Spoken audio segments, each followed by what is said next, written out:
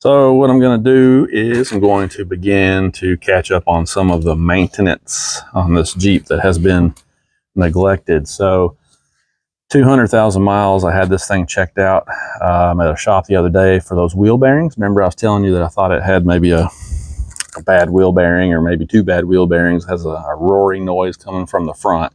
But I couldn't detect any issues with the wheel bearings. Since it's a safety issue though, I thought I'd get a second opinion. So I took the Jeep down to a local shop, had a local mechanic look at it, and he agreed with me that the bearings are fine. He thinks it's the tires.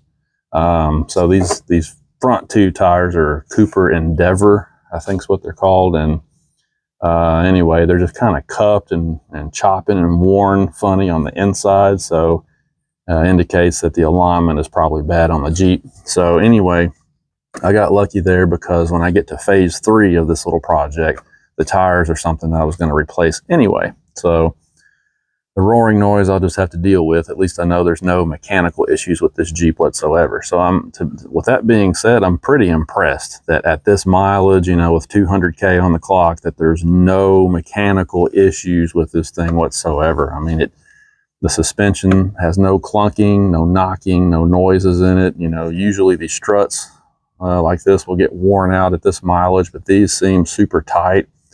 You know, if I had any loose linkages or suspension components or bushings or anything, I would know it because this gravel road that I live on would make that obvious very quickly. But this Jeep seems super tight at this mileage, and I'm pretty impressed with it. The drive line, you know, the drive shaft joints seem fine. Differentials seem okay. Transmission still pulls hard and shifts really smooth. Engine starts up fine with no noise, no valve train ticking, nothing. I mean, mechanically, this thing is just rock solid at this mileage. I'm really impressed with it. I've had a lot of Jeeps and I haven't really had any trouble out of any of them. But this one here is really cool because it's a testament to how well built these Jeeps and Chrysler products really are. Having said that, there's some maintenance that's been neglected on this thing. You know, the previous owner had the oil and oil filter changes done religiously, going through all the service records. It looked like about 6,000 to 7,000 miles was the interval that she was on. She took it back to the selling dealership to do all the maintenance. So I don't blame her for any of this. The dealership should have caught it. The differentials in the transfer case should have been serviced at 150,000. That's per the manual, and they didn't do it. I guess it could have been that they recommended it to her and she turned it down. I don't know, but anyway, she told me that her employer paid for all of her maintenance. So you would think that since she was taking it back to the dealership, they would have done that. Anyhow, it's neither here nor there. They didn't do it. So I'm going to change the fluid in both differentials and the transfer case.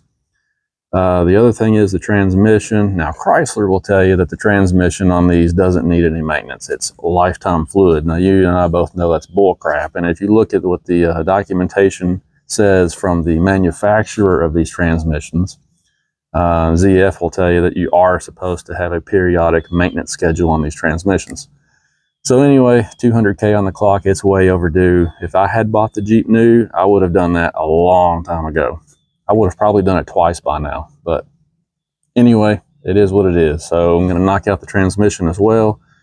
I've got a new pan and some fluid for that as well. So I'm basically going to have to put the Jeep on the rack and just start in the front, go all the way back and do all the fluid, all the filters and everything, get the maintenance caught up on this so that I don't have problems with it going forward. But for now, what I'm getting ready to do is put a new PCV valve in it. I figure at 200K, it's probably time to go ahead and do this proactively. You can hear it rattling in there, so that means it works. It's a good one. So on these PCV valves, it's back there on the passenger side on the back of the engine. A little bit hard to get to, but not too terribly rough. So let's go ahead and knock that out. So to get started on the PCV valve, let's see if we can get the camera to where I can show you this. So it's over here on the passenger side. Now you can see on these newer Grand Cherokees, there's actually instructions here that tell you that in order to remove this, you have to twist it. I don't know if you can really see, but on the top of that valve, there's a little tab. I don't know if I can, like right in there's a little tab, and basically you just have to push that tab backward to release it, and then the entire valve will turn it'll basically turn like this direction. So the top of it there is going to spin outward toward the fender of the Jeep about, I don't even know if it goes a full 90 degrees, maybe 45 degrees. And then the whole valve will pop out the back. And to get the hose off of it, the tube there, you can see that white clip that's on it. See the white clip? So basically you're just going to squeeze that white clip and then that tube will pop straight up off of the valve. Probably we'll do that first and then try to release it and turn the valve and pull it out. This is one of those things that's, you know, because it's where it is, it's almost impossible to film it, but that's basically how you do it. Once you look at this thing for a moment, it's pretty easy to figure out. So I'm going to go ahead and knock that out first, and then I'll get to the cabin filter. Got the tube unhooked, and I'm not going to lie, if you've got big hands, that's hard to do.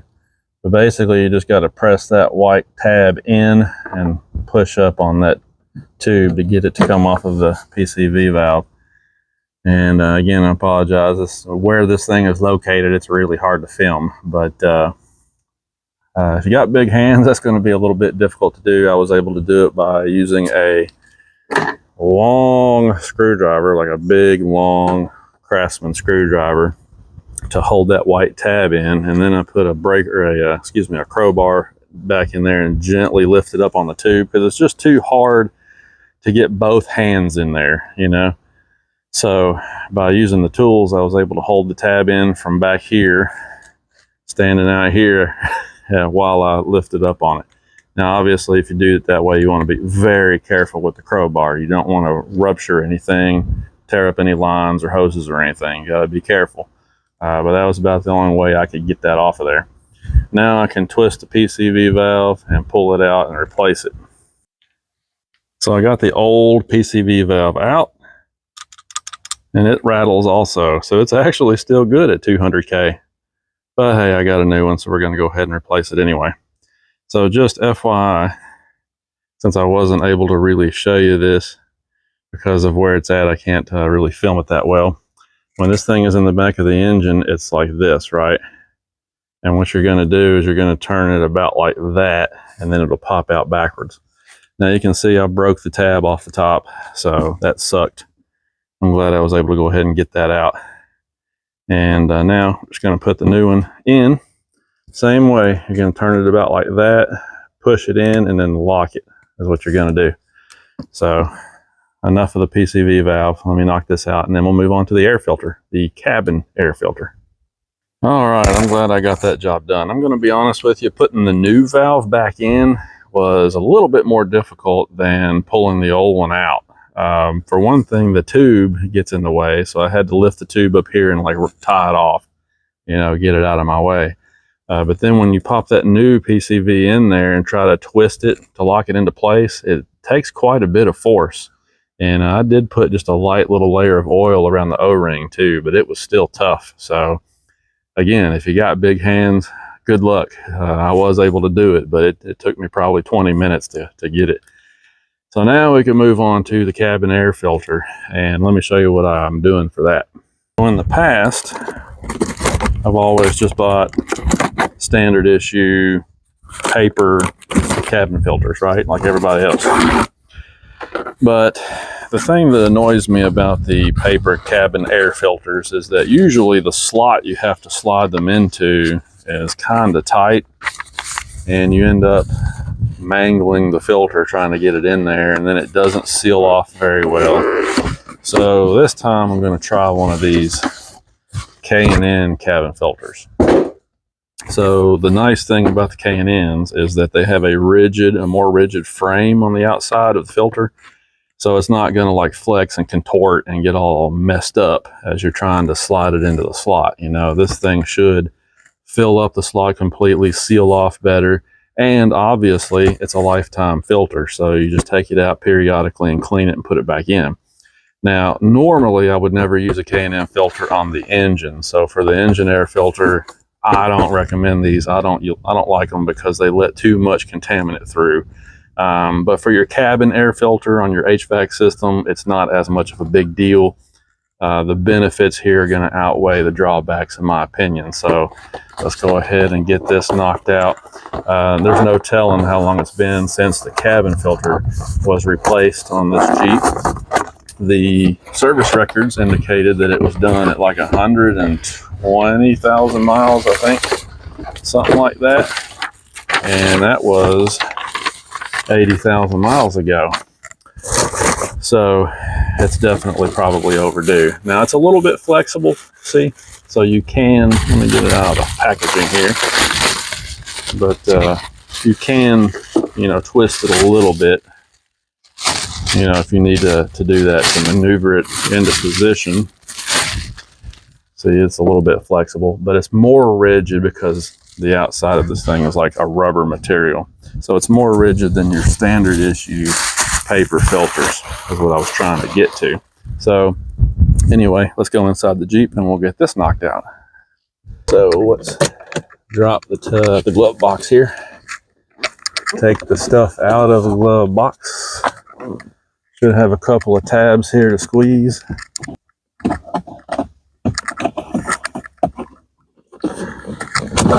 All right, finally, see these tabs? Normally you just squeeze them very easily and drop that down. Don't forget your little string here. All right, so now that we got that out of the way,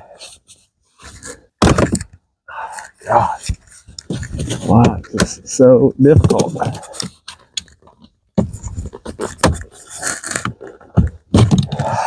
All right, so I took that panel out too. Give me a little bit more access. Maybe now you can see the door or the. Let's get the camera, bring it in here. All right, so once you take the glove box down and remove this plastic tray that comes out of here, now you can see the door that covers the cabin air filter. So I finally figured it out. This one's a little different than most that I've seen in that it has a tab up here as well that you have to push up to release. So you got a tab over there and a tab here that you push up to release. And then the other end over here is just kind of a hinged thing that hooks on. Now, when you finally make access to the filter, look and see where your arrow is. They'll usually tell you which direction the airflow is. But also when you pull these things out, normally you'll be able to also tell which way the air's been going, because you can see it's a lot dirtier on that side. So we're just going to put the K&N back in, reverse of this. This one right here does look like that it's been in there for quite a while. It's very dirty, got pieces of trees and things in there. Look how dirty that is. So good deal. The K&N filter slid right in, fit like a glove. See how tight that is from edge to edge? I mean, and since it's rubber, I mean, it's just going to seal off so much better. Now, these two little notches right here, I don't know if those go, you know, facing the cabin or facing the front of the vehicle. I'm not really sure. There's no instructions on that, at least not in my box. But from the way it looks, I don't think it really matters one way or the other. So I'm just going to put the two little tabs or notches here in the front and rock on. There's another project done. All right, so before I move on to the fluids under the Jeep, I decided to do one more little thing, and that's to clean the throttle body. So I took it off. It's really easy to do. You've got these two connectors, one here and one there, that you disconnect from the throttle body. And then once you move your air intake out of the way, it's just 4 8mm nuts, and bada bing, bada boom, you got it off. Here's what mine looks like with 200K on the clock. I don't see in the service records where the dealership has ever cleaned this, so I'm going to clean this up real good, put it back on. And hopefully cleaning this combined with the new PCV, maybe that'll clear up a little bit of the rough idle issue. This thing runs great, but at idle, it's got just a little bit of a rough idle that I don't remember from my other Pentastar engines. So we'll see. It might help, it might not, but it certainly can't hurt to clean the throttle body up.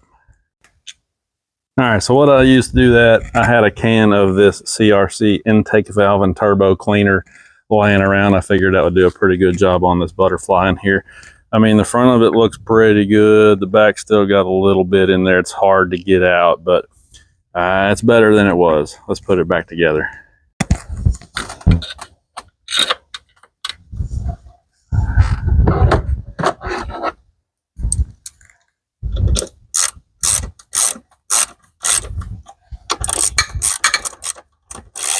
Now remember that the intake on this thing is plastic, of course, so you don't want to over tighten these throttle body bolts. They are a coarse thread bolt, so they go in pretty fast. You just don't want to over tighten them. It's got a nice O-ring on there, so it shouldn't leak.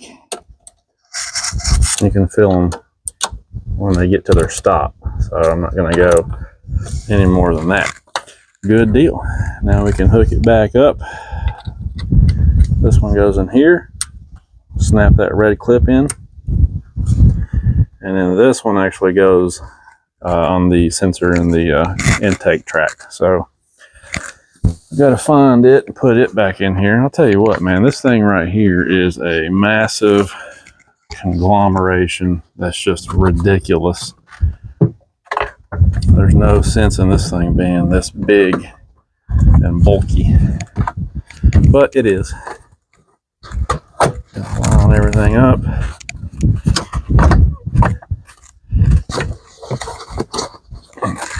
And then we'll tighten down our clamps, hook this sensor back in, and we'll be ready to rock and go under the Jeep, start taking care of some fluids under there. Well, it's the next morning. We ended up doing a little bit of deer hunting after I got that stuff done and decided to quit working on the Jeep for the day. Plus, I'm still waiting on one more package of fluid from Amazon. So I'll have to finish up all the under the carriage fluids, maybe tonight or tomorrow or something. But anyway, you know, I've always been missing my Jeeps since I got rid of the Gladiator. You know, you guys know that eventually I was going to have another Jeep, but started looking at Wranglers, and honestly, the Wranglers are just really expensive for what you get. And, you know, and I've had so many Wranglers and Gladiators lately, I decided, you know, I want to try something different and go back to the Grand Cherokee. This is the other Jeep. There's only two Jeeps that I really love. Wrangler, well, the Wrangler Gladiator, kind of the same thing. And then the Grand Cherokee, because this is the other Jeep that's rear wheel drive and somewhat off-road capable. So anyway, long story short, I decided to try another one of these. Plus, it's just a nicer daily driver too. The wife even likes it a lot. So it's going to be a fun vehicle. Just got to get some maintenance caught up, and then we can start doing some fun stuff with it. All right, guys, we'll talk to you later. Thanks for watching.